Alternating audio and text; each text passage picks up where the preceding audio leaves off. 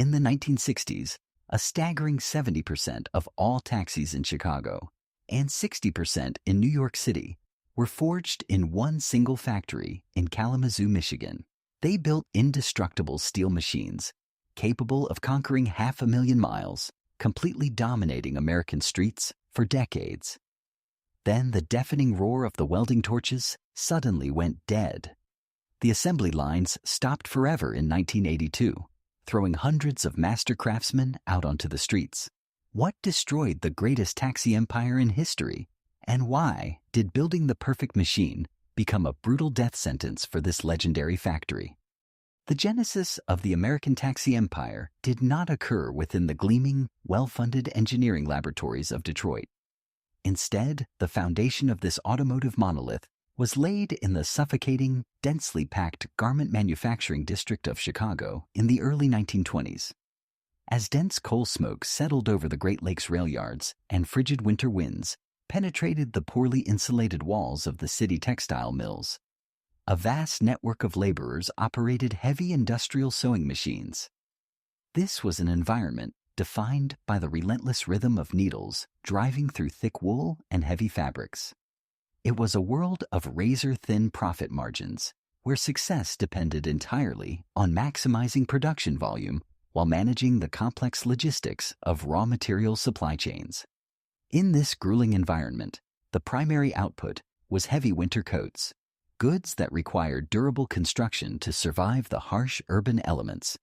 There was no apparent connection between the textile trade and the heavy machinery required to build automobiles. To understand the anomaly of this industrial crossover, one must examine the highly fragmented nature of early automobile production. During the 1920s, the automotive industry had not yet fully embraced the concept of vertical integration, where a single company manufactured every component of a vehicle. The landscape was largely divided between companies that built the mechanical chassis, housing the engine and transmission, and separate enterprises known as coach builders.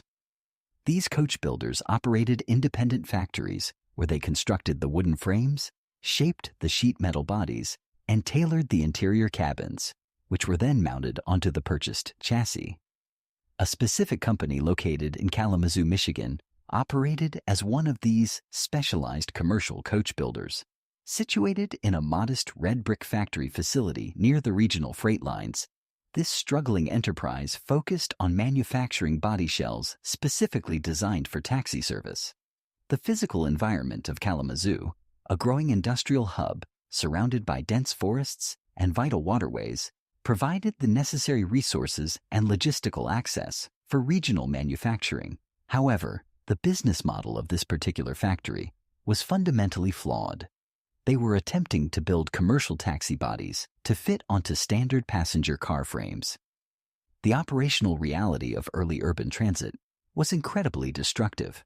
Standard passenger vehicles were engineered for casual use by private citizens. When these light-duty frames and suspensions were subjected to the grueling demands of commercial taxi service, carrying thousands of passengers through congested, unpaved, and pothole-ridden city streets for 12 hours a day, they disintegrated. The mechanical failures were constant, and the bodies attached to them rattled apart under the stress. Consequently, the taxi operating companies that purchased these vehicles faced catastrophic maintenance costs, and their dissatisfaction flowed directly back up the supply chain to the coach builders. By 1922, the red brick factory in Kalamazoo was facing imminent financial collapse. Their cash flow had dried up. Their reputation was suffering due to the inherent weakness of the vehicles they were assembling, and their ledger was filled with outstanding liabilities.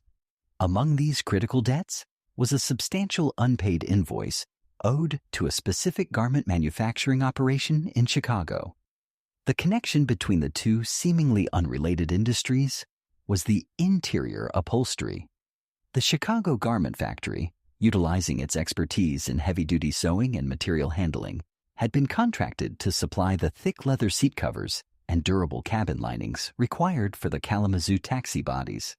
As the Kalamazoo operation stalled, it defaulted on its payments for these materials. The debt grew to a point where it threatened the financial stability of the textile supplier. In the standard mechanics of corporate finance, a defaulted debt of this nature usually resulted in a harsh liquidation process. The creditor would force the failing company into bankruptcy, sell off the physical assets, auction the heavy machinery, and attempt to recoup a fraction of the lost revenue. It was a mechanical, unforgiving procedure designed to minimize losses. However, instead of initiating a hostile liquidation, a radically unorthodox decision was made by the leadership of the Chicago garment operation. They conducted an audit of the failing Kalamazoo plant, analyzing the structural failures of the business not just as a financial deficit, but as a failure of manufacturing philosophy. They recognized that the demand for urban transportation was growing exponentially across American cities, but the product being offered was fundamentally inadequate for the task. The decision was unprecedented. Rather than writing off the debt or dismantling the facility for scrap, the garment manufacturing company absorbed the debt by taking full equity of the automotive plant. The tailor shop acquired the car factory. This acquisition initiated a violent collision of two distinct industrial cultures. The operational philosophy, brought from the textile floors of Chicago to the assembly lines of Kalamazoo, was stripped of any romanticism or automotive prestige. It was a cold, calculated observation of consumer economics and utilitarian function. The guiding principle of this new industrial regime was remarkably extreme for the era. The philosophy dictated that whether a factory was producing a heavy winter coat or a commercial passenger vehicle, the fundamental mechanics of utility and value remained identical. If a manufacturer produced cheap, fragile goods, those goods would inevitably tear, break, and disintegrate under the stress of daily use. The customer would be forced into a continuous cycle of expensive replacements, and the manufacturer would eventually be cursed and abandoned by the market. Conversely, if a product was over-engineered to withstand relentless punishment, if it was built to exist indefinitely without failure, it would forge absolute trust. A machine that refused to die would ultimately dominate the industry through sheer economic reliability. With this uncompromising doctrine established, the physical transformation of the Kalamazoo facility began. The red brick factory ceased to be a passive assembler of disparate parts. The new ownership fundamentally rejected the fragmented coach building model.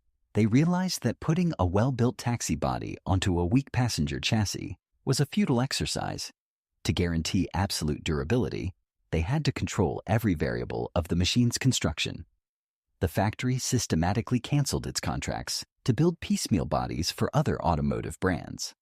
The facility was reorganized, heavy metal presses were secured, and the assembly lines were reconfigured for a singular, integrated purpose. The enterprise abandoned the practice of modifying existing consumer vehicles and embarked on an entirely new industrial trajectory.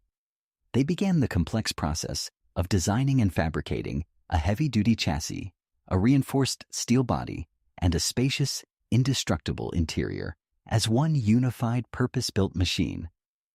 The acquisition, born from an unpaid debt for leather upholstery, catalyzed a complete systemic pivot.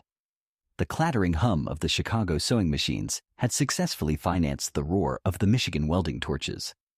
By rejecting the era's standard practices of planned obsolescence and fragmented assembly, the factory at Kalamazoo isolated itself from the rest of the automotive industry. They stopped building cars for the general public and focused entirely on forging an unbreakable commercial tool. This transition marked the definitive end of a struggling coach builder and the brutal, calculated birth of a manufacturing empire that would soon monopolize the streets of every major city in the nation. The American urban landscape of the 1920s was a brutal testing ground for mechanical engineering. As metropolitan populations swelled and paved roads remained inconsistent, the demand for point-to-point public transit accelerated rapidly. However, the machines tasked with this labor were fundamentally inadequate. Fleet operators across major cities were purchasing mass-produced civilian sedans, painting them in uniform colors, and dispatching them into commercial service. These vehicles were designed for the leisure and occasional commuting of private families. When subjected to the unforgiving mathematics of the taxi industry, running 12 hours a day, 6 days a week, through congested traffic and over deeply rutted avenues, the passenger cars systematically disintegrated. The physical toll on these modified vehicles was absolute. Standard suspensions collapsed under the constant, heavy loading and unloading of passengers and luggage. The narrow doors, designed for occasional use, warped on their hinges from being violently opened and slammed shut hundreds of times a shift. The lightweight frames cracked under the repetitive stress of city potholes. For a fleet owner, a standard automobile was effectively a depreciating liability that would be shaken to pieces and require total replacement in under 24 months. It was within this environment of mechanical failure that the factory in Kalamazoo introduced a radical paradigm shift. Having reorganized their entire production model to control every aspect of manufacturing, they released a vehicle designed from its very inception to be a commercial workhorse. This new machine discarded all contemporary automotive trends. It ignored the emerging consumer desires for aerodynamic styling, sloping rooflines, and sporting aesthetics. Instead, it was an unapologetic, utilitarian steel box. The engineering architecture was defined by brute strength. The foundation was a heavy ladder frame constructed of thick steel rails, capable of absorbing impact without transferring the kinetic energy into the passenger cabin. The doors were widened significantly, allowing passengers to enter and exit without physical contortion, and hung on massive, overbuilt hinges that could support the weight of a grown adult. Perhaps the most defining engineering decision of this era involved the powertrain, establishing a philosophy that contradicted the rest of the automotive industry. In Detroit, manufacturers were engaged in a fierce competition to maximize engine horsepower, marketing speed, and acceleration to the American public. The engineers in Kalamazoo took the opposite approach. They collaborated with their engine suppliers to deliberately restrict the power output of their motors. If a standard commercial engine was capable of producing 100 horsepower, the factory governed it to produce only 85. This decision to intentionally understress the engine was a masterstroke of industrial economics. By operating well below its maximum thermal and mechanical thresholds, the engine experienced drastically reduced internal friction. The metal components ran cooler, the bearings suffered less wear, and the oil degraded at a slower rate. A motor that would normally burn out after 100,000 miles of city driving could now survive 3 times as long without requiring a major rebuild. The vehicle was undeniably slow, but it was relentless. This mechanical resilience was immediately tested by the chaotic and highly dangerous realities of the transit market. During the Prohibition era, the taxi industry in Chicago was not merely a competitive business. It was a violent, territorial war. Rival syndicates and fleet owners fought for control of lucrative transit hubs, utilizing intimidation, sabotage, and physical destruction to bankrupt their competitors. Drivers were frequently caught in the crossfire, subjected to beatings, while vehicles were routinely rammed, overturned, or firebombed in the middle of the night. In this hostile environment, the Kalamazoo vehicle functioned as a civilian armored transport. The heavy-gauge steel body panels resisted impacts that would crumple a standard sedan. The reinforced chassis allowed the cars to absorb deliberate collisions and remain operational. Fleet owners quickly realized that while a competitor's destroyed vehicle was a total financial loss, the heavy-duty taxi could be recovered, the thick steel hammered back into shape, and the machine returned to the streets to generate revenue. For the drivers navigating the dangerous night shifts, the sheer mass and solidity of the vehicle provided a vital psychological and physical barrier between themselves and the violence of the city. The industrial logic of the Kalamazoo factory faced an entirely different existential threat at the end of the decade. The stock market collapse of 1929 and the ensuing Great Depression evaporated the capital required to run large transit fleets. Banks stopped issuing loans, and taxi companies could no longer afford to continuously purchase replacement vehicles every 2 years. The market contracted violently, driving dozens of automotive manufacturers and coach builders into bankruptcy. The factory in Michigan, however, survived the economic devastation precisely because of its rigid engineering philosophy.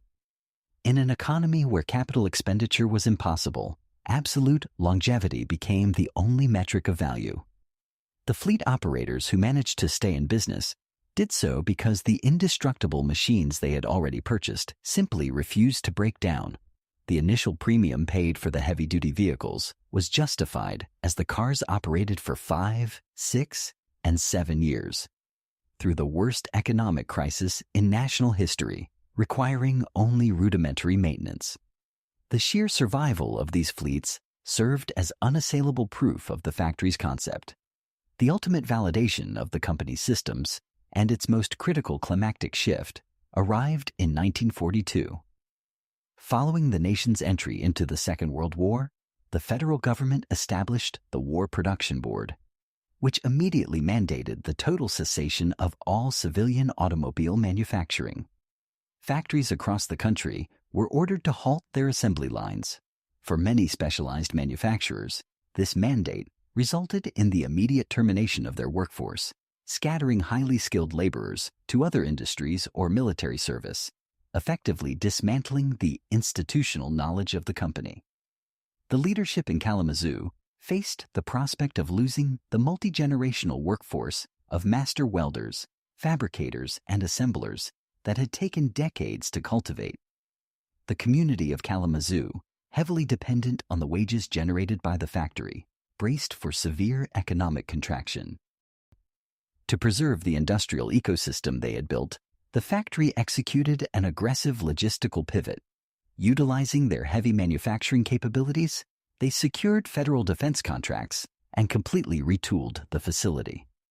The massive hydraulic presses that had previously stamped steel taxi fenders were recalibrated to form heavy artillery shell casings. The precision welding bays, normally used to fuse automotive frames, were transitioned to the assembly of complex aircraft components and rugged parts for military transport vehicles. This rapid transformation had a profound impact on the local community. By converting to a war footing, the factory ensured that its vast network of tradesmen remained continuously employed throughout the global conflict.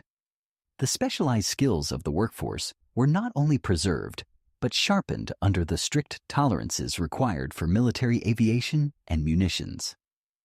When the conflict finally concluded in 1945 and the federal government authorized the resumption of civilian manufacturing, the automotive landscape was fundamentally altered.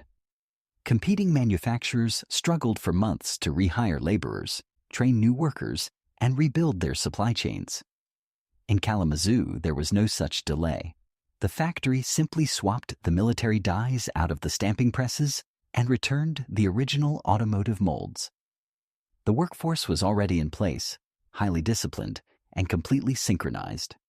Because they had navigated the crucible of the war without dismantling their human infrastructure, the factory emerged from the conflict positioned to completely dominate the post-war economic boom, ready to unleash the most prolific era of manufacturing in their history. As the post-war economic boom propelled the United States into the 1950s, the broader American automotive industry underwent a radical transformation.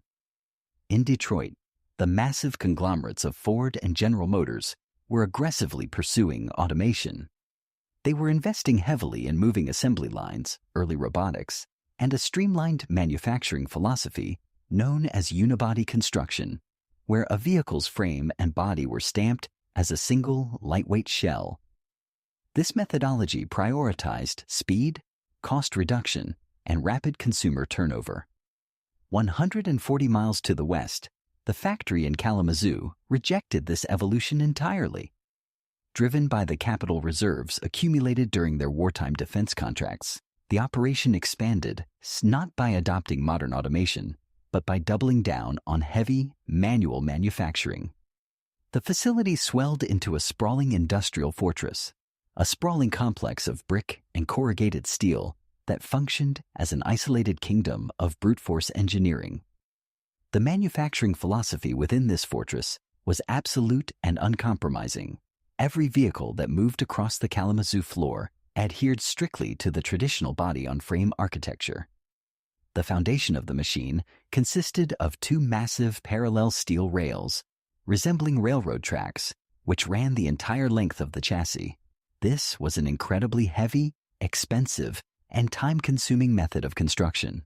However, the physics were undeniable. When a unibody passenger car struck a deep pothole at 40 miles per hour, the impact reverberated through the entire sheet metal structure, eventually causing microscopic stress fractures that led to catastrophic failure. When a Kalamazoo frame absorbed that exact same impact, the heavy steel rails swallowed the kinetic energy completely, isolating the passenger cabin from the violence of the road. This obsession with structural invulnerability dictated every component bolted to the frame. The passenger doors were engineered with a sheer mass that defied standard automotive practices. Each door weighed over 60 pounds, hung on forged heavy-duty steel hinges designed to withstand being violently thrown open against city curbs thousands of times a week. The manufacturing tolerances were so precise and the materials so dense that when a worker slammed one of these doors shut, it did not produce the tinny rattle of a standard civilian car. It produced a deep, resonant thud, an acoustic signature that closely mimicked the closing of a reinforced steel bank vault. Yet the creation of this mechanical permanence required a profound human sacrifice. Behind the marketing brochures that touted the vehicle's indestructible nature lay a deeply problematic secondary reality concerning the conditions of its manufacture. Because the factory eschewed automation, the physical burden of manipulating, aligning, and securing these massive steel components fell entirely on the human body. The heart of the Kalamazoo fortress was the heavy welding division, an environment of extreme sensory overload and physical hazard. In an era before the strict enforcement of occupational safety regulations, the conditions inside the welding bays were grueling.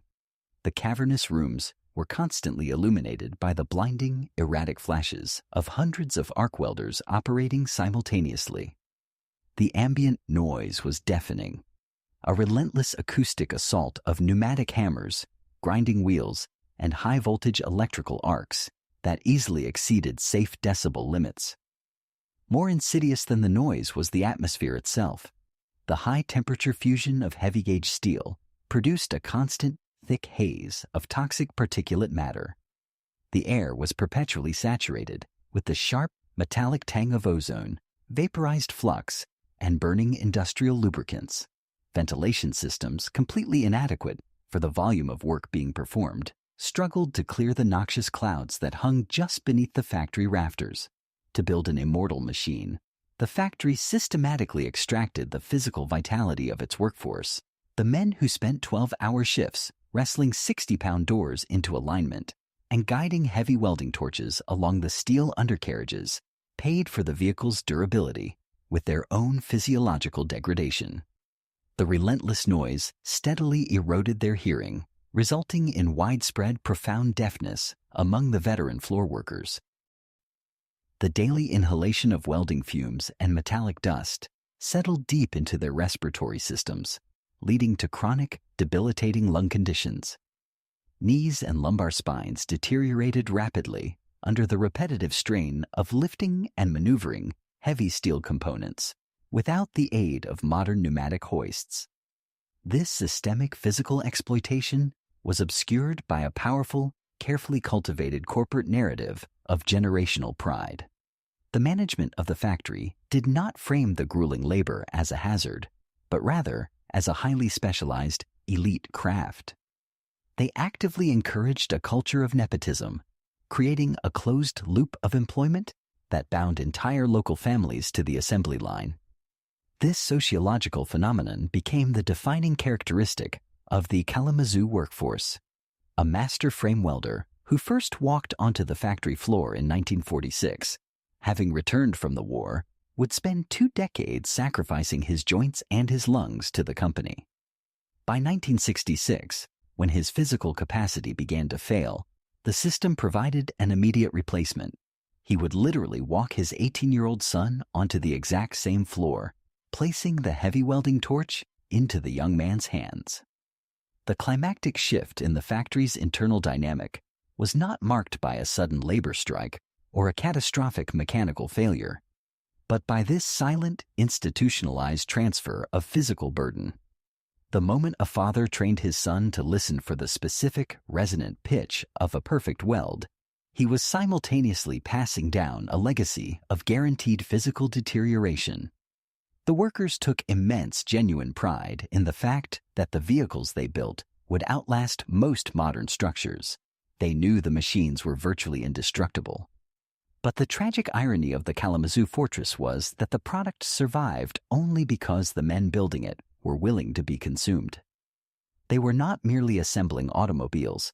They were forging urban tanks, using the blood, sweat, and cartilage of their own bloodlines as the ultimate raw material. The factory had successfully created a machine that defeated time by extracting that time directly from the lifespans of its creators. The severe physiological sacrifice extracted from the Kalamazoo workforce yielded an industrial dividend that fundamentally reshaped the American urban landscape. By the late 1950s, the grueling labor and toxic atmosphere within the heavy welding bays materialized into an era of unprecedented, absolute market dominance. The Checker Motors Corporation introduced the Marathon, a vehicle that would not merely compete within the commercial transit sector, but would entirely consume it, initiating a golden age of manufacturing that lasted unbroken for over 2 decades. The rapid saturation of the taxi market was governed by cold, calculated fleet mathematics. A purpose-built Checker Marathon carried a significant retail premium, costing roughly 30% more than a mass-produced Ford or Chevrolet sedan equipped with a heavy-duty fleet package. However, transit managers operating out of vast, concrete garages in the Bronx or the South Side of Chicago did not evaluate commercial vehicles based on initial purchase price. They calculated the total cost of ownership against a grueling depreciation cycle. A standard Detroit sedan would physically collapse under the punishing kinetic environment of commercial service within 3 years. The Checker, bolstered by its massive steel ladder frame and governed engine, would comfortably and reliably operate for a decade. This calculated durability allowed the Checker Marathon to systematically shatter established mechanical boundaries. Standard automotive engineering of the era considered 100,000 miles to be the absolute terminal lifespan of a passenger vehicle. In stark contrast, Checkers operating in major metropolitan hubs ran 24 hours a day, transferred between 3 different drivers in consecutive 8-hour shifts. The engines rarely had the opportunity to cool to ambient temperature.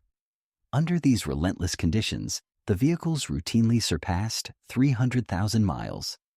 With disciplined, rudimentary maintenance schedules consisting solely of replacing fluids, brake shoes, and worn suspension belts, fleet operators documented engine blocks and chassis reaching 500,000 and occasionally breaching 700,000 miles without requiring a catastrophic overhaul. This defiance of physical wear translated directly into an absolute, unassailable monopoly. Through the 1960s and deep into the 1970s, the visual profile of the Eastern Seaboard's traffic arteries was fundamentally altered. In New York City, over 60% of all licensed transit medallions were affixed to the heavy steel hoods of Checker Marathons. In Chicago, the market saturation reached an astounding 70%. The Kalamazoo facility meticulously maintained a highly controlled production volume, manufacturing approximately 8,000 units annually. While this figure represented a mere fraction of a percent of total American passenger automobile production, within the highly specialized niche of fleet transit, 8,000 indestructible units a year constituted a reigning dynasty. The dominance of the Checker was not solely an economic phenomenon. It was profoundly spatial, profoundly altering the daily experience of the American public. The architecture of the Marathon featured a 120-inch wheelbase, extending nearly half a foot longer than competing commercial vehicles.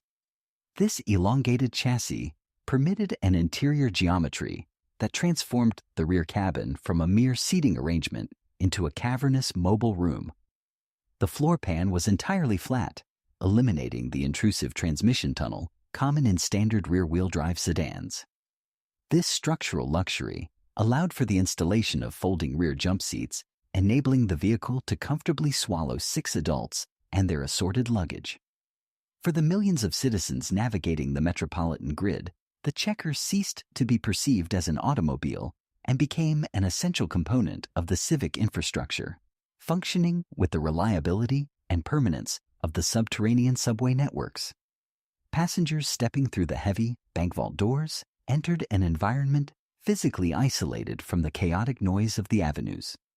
For the professional drivers, the upright seating posture, heavy steering linkage, and commanding visibility turned the vehicle into a predictable, armored vessel. It protected their physical safety and guaranteed their economic livelihood, insulating them from the rapid depreciation and sudden mechanical anxieties that plagued operators of standard, mass-produced sedans. Because the machines were built to survive indefinitely, they accumulated on the streets, compounding year after year until they achieved a striking visual ubiquity. Furthermore, the management at the Kalamazoo fortress flatly refused to alter the exterior design.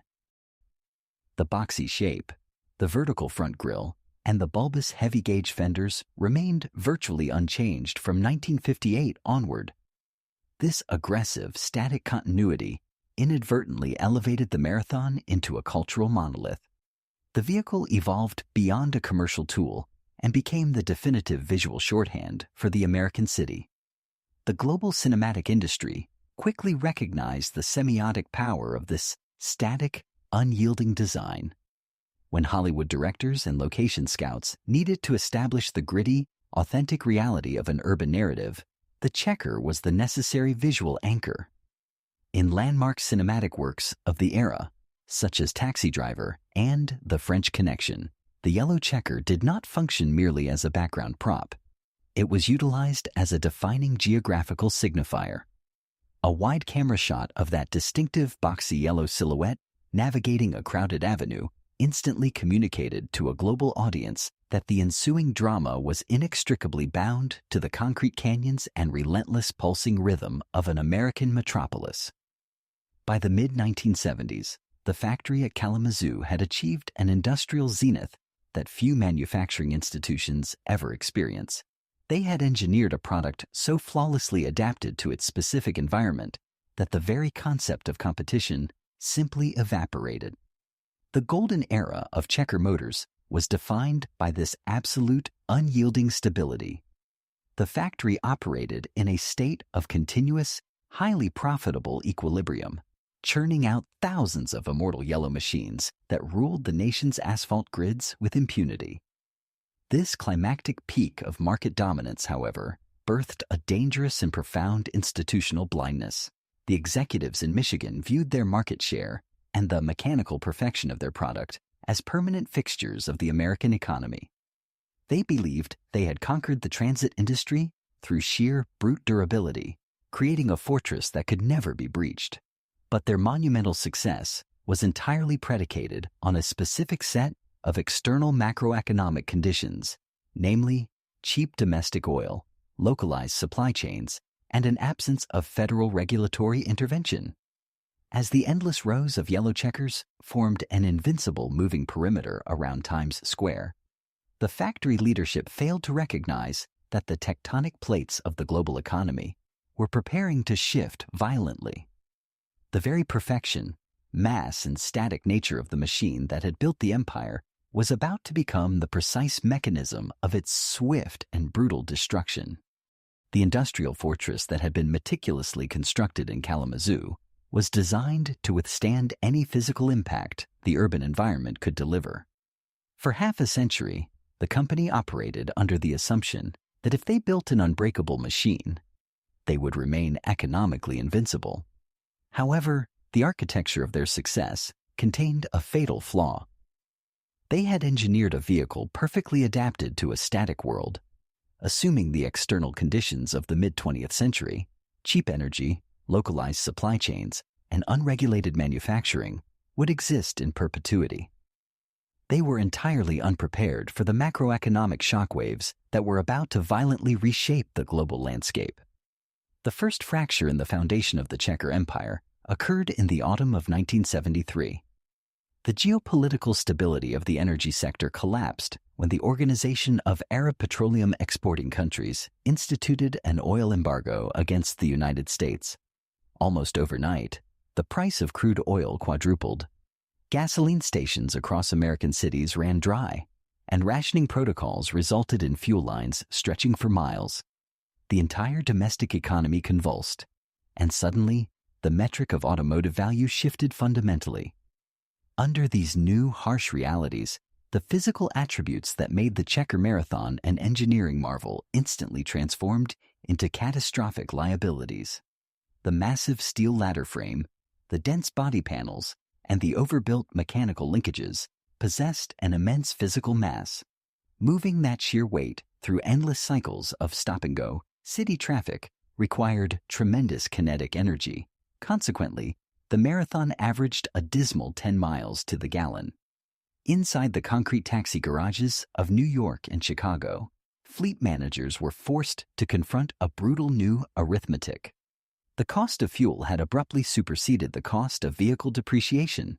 Competing models from Detroit, though mechanically inferior and prone to rapid deterioration, were significantly lighter and could achieve up to 16 miles to the gallon. For a commercial vehicle driven 50,000 miles a year, that difference in fuel efficiency was astronomical. The excess gasoline required to operate a Chequer for 12 months now eclipsed the cost of simply buying a brand new, lightweight Ford sedan. The core economic argument that had sustained the Kalamazoo factory for decades, that higher upfront costs were justified by infinite durability, evaporated. Sensing blood in the water, the massive automotive conglomerates in Detroit initiated a ruthless invasion of the commercial fleet sector.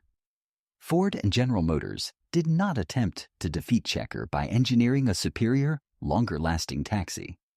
Instead, they weaponized their sheer corporate scale to create an environment where Chequer simply could not compete. They flooded the market with predatory financial instruments, utilizing their captive credit arms to offer fleet operators financing at an incredibly low 2% interest rate. Chequer, relying on standard commercial bank loans, could offer nothing less than 7%. Furthermore, the Detroit Giants possessed thousands of dealerships nationwide, guaranteeing immediate parts availability. If a Ford taxi broke a water pump, a replacement was minutes away. If a Chequer suffered a similar failure, parts had to be shipped by freight from Michigan, resulting in days of lost revenue.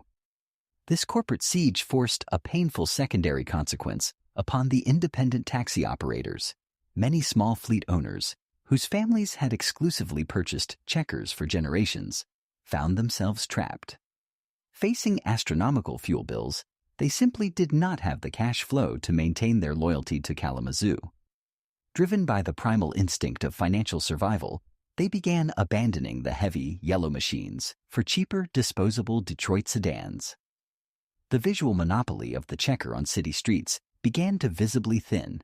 However, the climactic and ultimately fatal blow to the Kalamazoo empire did not originate from foreign oil cartels or rival executives in Detroit. It was administered by the federal government in Washington.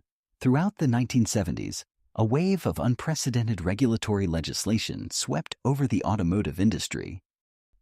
Congress enacted the Clean Air Act, mandating strict reductions in tailpipe emissions, while the newly formed National Highway Traffic Safety Administration introduced rigorous structural standards for crash survivability and impact-absorbing bumpers. These statutory mandates were designed with the noble intention of forcing massive corporations to build safer, cleaner vehicles. But the legislation possessed a cold, mathematical indifference to the realities of scale. The new laws applied equally to all domestic manufacturers, regardless of their size or production volume. For the Chequer Motors Corporation, These regulations constituted a legal vice that began to crush the life out of the factory. Because Checker operated as an independent, low-volume manufacturer, they did not design or cast their own engine blocks. They relied entirely on purchasing complete powertrains from outside suppliers, primarily the Chevrolet division of General Motors. When these suppliers were forced to redesign their engines and add complex catalytic converter technologies to meet federal emissions targets, they simply passed the massive research and development costs down the supply chain. Checker had absolutely no negotiating leverage. They were forced to accept the dramatically inflated prices for clean engines, instantly wiping out their already razor-thin profit margins. The structural safety mandates proved even more devastating. The federal government required extensive crash testing to certify that vehicles could withstand high-speed impacts. For a conglomerate like Ford, compliance was a manageable logistical expense. If Ford spent $200 million re-engineering a chassis and destroying dozens of prototypes in a crash laboratory, they amortized that expense across 2 million passenger vehicles sold that year. The cost of federal compliance equated to a mere $100 penalty per car, which was seamlessly hidden in the retail sticker price. For Kalamazoo, the exact same statutory requirements triggered a financial death spiral. To redesign their archaic body-on-frame architecture to meet modern crash standards would require an estimated $10 million in engineering and testing. But Checker was only producing their highly specialized 8,000 units a year. The arithmetic was merciless and undeniable.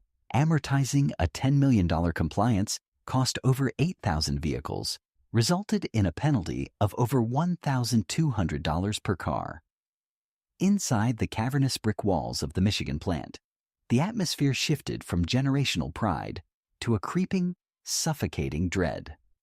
The master craftsmen standing on the assembly lines realized that the extreme durability of their product, the very thing that defined their existence, was now legally irrelevant. The corporate leadership, paralyzed by decades of static success and deeply entrenched in their conservative philosophy, stubbornly refused to compromise the vehicle's heavy architecture to reduce costs. They were held captive by the mythology of their own indestructible machine. By the late 1970s, a terrifying financial paradox had taken hold of the factory. The raw materials, labor, and massive regulatory compliance penalties combined to push the manufacturing cost of a Checker Marathon significantly higher than its selling price. If they raised the price to cover the losses, fleet owners would immediately defect to Ford. If they kept the price stable, the company bled capital. Every single yellow taxi that proudly rolled off the assembly line and into the American streets actively drained the lifeblood from the corporation. The fortress had not been breached by a superior piece of engineering. It had been systematically suffocated by the inescapable crushing mathematics of the mass market. By the dawn of the 1980s, the sprawling industrial fortress in Kalamazoo was operating under a terminal diagnosis. The lethal combination of soaring global fuel prices, crushing regulatory compliance penalties, and predatory financing from Detroit conglomerates had fundamentally inverted the mathematics of the Checker Motors Corporation. The enterprise was trapped in a financial paradox where the very act of manufacturing a heavy-duty automobile actively eroded the company's remaining capital. Following the death of founder Morris Markin in 1978, the corporate leadership, now directed by his son David Markin, was forced into a series of desperate tactical maneuvers to forestall the inevitable collapse of the assembly lines. The initial strategy for survival involved an aggressive attempt to pivot the core product toward the civilian market. The company launched marketing campaigns attempting to rebrand the indestructible Checker Marathon as a premium, ultra-spacious family vehicle. They highlighted the cavernous rear seating and the proven safety of the massive steel frame. The initiative was a catastrophic failure. The American consumer, grappling with a severe recession and record-high gasoline prices, had no interest in purchasing a vehicle that achieved 10 miles to the gallon and possessed the aerodynamic profile of a concrete block. The static, unyielding aesthetic that had made the Checker a cultural icon of the commercial transit sector rendered it completely unsellable to the private suburban family. As consumer sales failed to materialize and fleet operators continued to defect to cheaper alternatives, the leadership attempted to sustain the facility through contract manufacturing. The massive hydraulic presses and fabrication bays were leased out to perform piecemeal work for other corporations. The factory that had once dictated the visual identity of the American city was reduced to stamping sheet metal components for General Motors, assembling specialized paratransit vans, and performing custom modifications for elongated limousines. These were desperate stopgap measures that yielded unpredictable volumes and razor-thin profit margins. They could not generate the sustained capital required to maintain a 1 million square foot manufacturing complex. The physical reality of a dying industrial plant began to manifest visually across the Kalamazoo campus. Vast sectors of the facility were permanently powered down to conserve electricity. Thick layers of industrial dust settled on inactive stamping presses and idle conveyor systems. The deafening, relentless roar of heavy production that had defined the local environment for half a century was replaced by the hollow, echoing sounds of a skeleton crew operating at a fraction of the plant's capacity. This deceleration inflicted a profound psychological and structural toll on the workforce. The multi-generational employment cycle, the closed loop of fathers passing their heavy welding torches to their sons, fractured completely. As production plummeted, the factory was forced to execute massive layoffs. Governed by strict union seniority protocols, the dismissals targeted the youngest workers first. The sons and nephews who had recently entered the facility to inherit the trades of their families were systematically purged from the payroll. This structural reality left behind an increasingly aging demographic of master craftsmen. Men in their late 50s and early 60s, possessing decades of institutional knowledge, found themselves wandering through largely abandoned sectors of the factory. They were relegated to sweeping concrete floors or performing menial equipment maintenance, simply attempting to justify their hourly wages while waiting for sporadic contract orders to materialize. Production volumes entered a rapid death spiral. In 1978, output had fallen to 3,000 units. By 1980, it barely scraped past 1,000.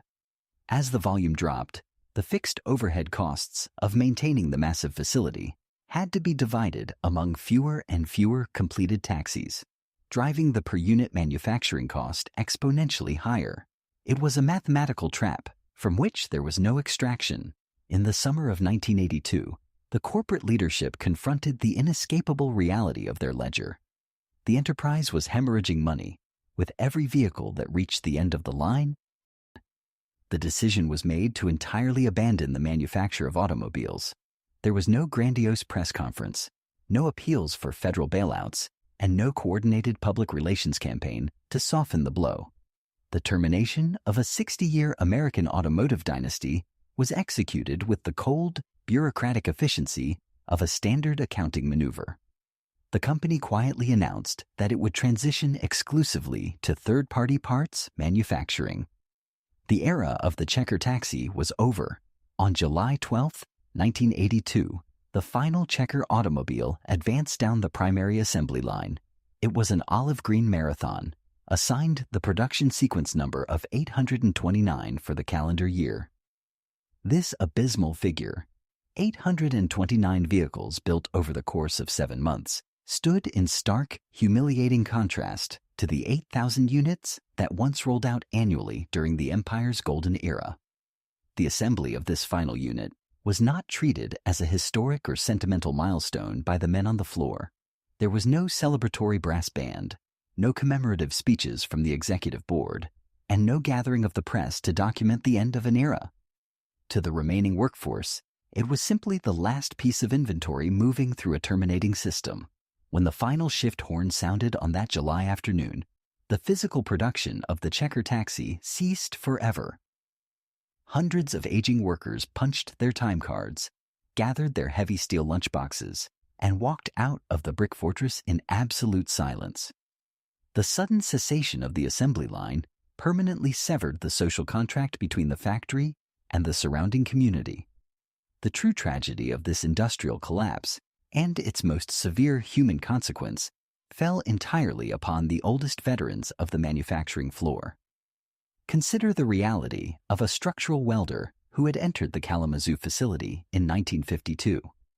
For 3 decades, he had willingly subjected his body to the toxic metallic fumes, the blinding electrical arcs, and the severe physical degradation required to master a highly specialized craft.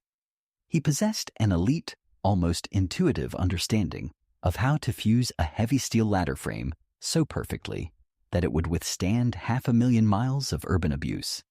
He knew exactly how to align a 60-pound door by the acoustic resonance of its latch. But on the morning of July 13th, that encyclopedic mechanical knowledge was instantly rendered worthless. The broader American economy had transitioned. The surrounding automotive industry had fully embraced lightweight unibody construction, robotic spot welding, and computerized assembly tolerances. There was absolutely zero market demand for a 60-year-old tradesman whose singular expertise was hand-forging indestructible steel urban tanks. The mastery he had spent his entire adult life cultivating was strictly proprietary to a dead machine. It was entirely non-transferable. He was too young to qualify for a full federal retirement pension, yet far too old and hyper-specialized to be absorbed by a rapidly modernizing, automated labor market. The capitalist machine that had demanded the sacrifice of his physical youth, his lungs, and his hearing to build an immortal product now discarded him with terrifying indifference the precise moment that product was deemed economically inefficient.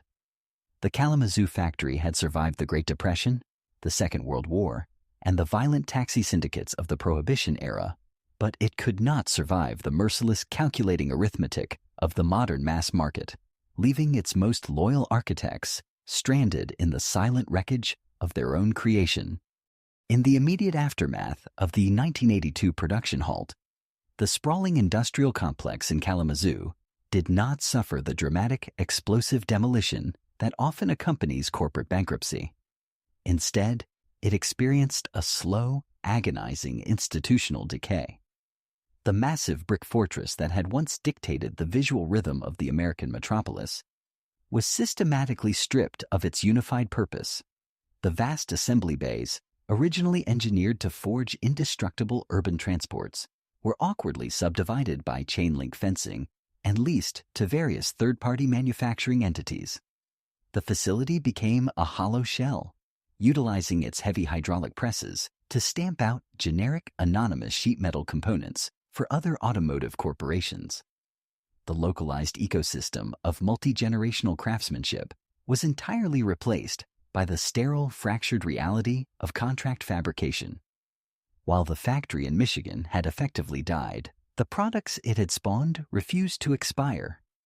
This created a profound chronological anomaly on the streets of American cities throughout the 1980s and deep into the 1990s.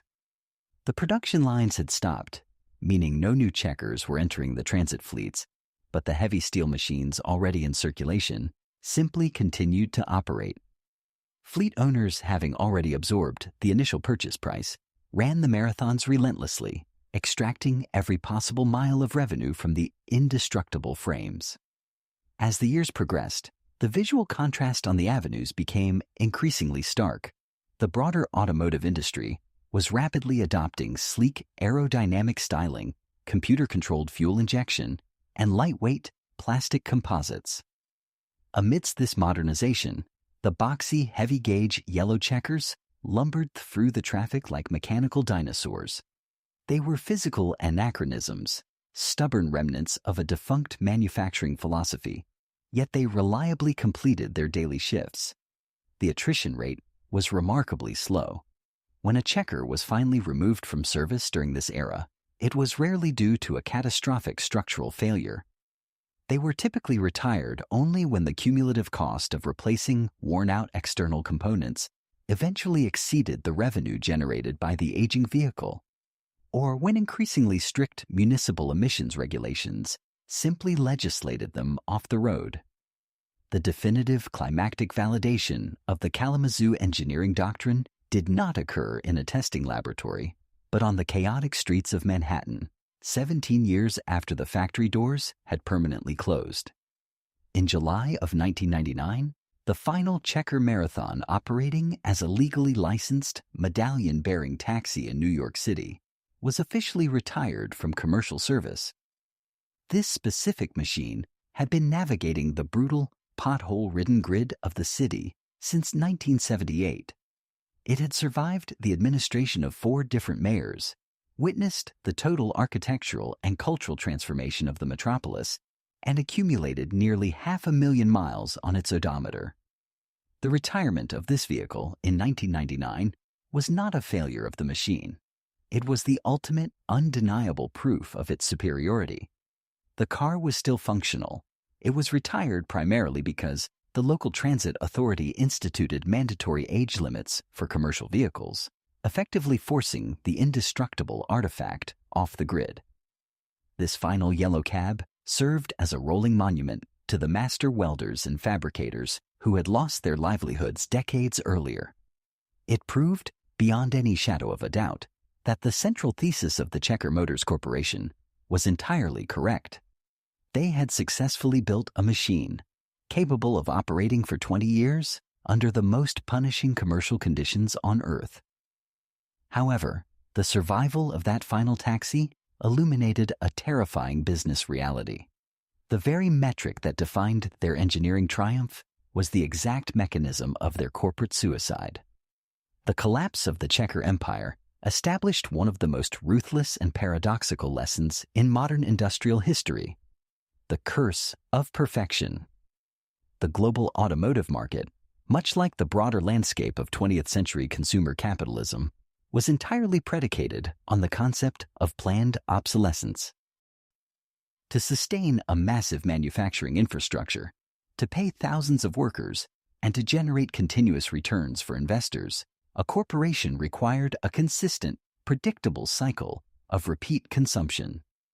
The giants of Detroit understood this mathematical necessity. They engineered vehicles designed to perform adequately for a limited duration, typically 3 to 5 years in severe commercial service, before deteriorating to a point where replacement became economically preferable to repair. This calculated decay ensured that fleet operators would inevitably return to the dealership, injecting fresh capital into the manufacturing ecosystem. The leadership at Kalamazoo had engineered a product that actively destroyed this cycle of consumption. By pouring their finest materials, most rigorous manual labor, and uncompromising structural integrity into the Marathon, they created a product with a 2-decade lifespan. From an engineering perspective, it was a masterpiece. From a macroeconomic perspective, it was a fatal error. When a fleet operator purchased a Checker, that customer was effectively removed from the purchasing market for the next 15 to 20 years. The factory had built a commercial tool so perfect that it completely cannibalized its own future demand. In an economic system driven by the necessity of constant disposal and replacement, building a machine that never breaks is the fastest route to institutional death. Today, the surviving Checker Marathons exist in a state of profound irony. The heavy utilitarian vehicles, originally designed to endure the grimiest, most punishing working-class environments, have been entirely removed from the functional world. They are now highly coveted artifacts, locked away in pristine, climate-controlled automotive museums or meticulously restored by wealthy private collectors. These machines, built to be driven relentlessly through blizzards and gridlock, are now polished with microfiber cloths and trailered to classic car exhibitions. Their value has skyrocketed precisely because the methodology used to create them, the heavy manual labor, the overbuilt steel frames, the deliberate defiance of planned obsolescence, has been thoroughly eradicated from the modern industrial landscape. The yellow silhouette of the Checker cab remains frozen in the global consciousness as the definitive symbol of the mid-century American city. It continues to traverse the screen in countless cinematic revivals and historical documentaries. Yet, this enduring cultural immortality masks a brutal industrial truth. The legacy of the Checker Motors Corporation is not merely a story of a durable automobile. It is a testament to the unforgiving nature of economies of scale. The next time that iconic, boxy yellow profile flashes across a screen, it should be recognized not just as a prop of urban nostalgia, but as a monument to a specific tragic class of American labor. Behind the indestructible steel doors and the massive, unyielding frames are the ghosts of thousands of highly skilled craftsmen. These were men who poured their physical health, their hearing, and their generational knowledge into the relentless pursuit of mechanical permanence. They lost their factory, their livelihoods, and their community, standing not because they were incompetent, not because they cut corners, and not because they produced a flawed product. They were completely erased from the industrial landscape for the singular paradoxical crime of building a masterpiece far too well. Did you ever experience the bank vault slam of a checker door? Or perhaps you remember the sheer scale of that cavernous back seat? Or do you believe that in modern business, engineering an indestructible product is simply a corporate death sentence? Share your perspective in the comments below. If you value these uncompromising dives into the rise, the reign, and the ultimate collapse of the industrial empires that shaped our world, please leave a like and subscribe to the channel. There are countless more silent factories waiting to surrender their histories. Thank you for watching, and we'll see you in the next chapter of our industrial past.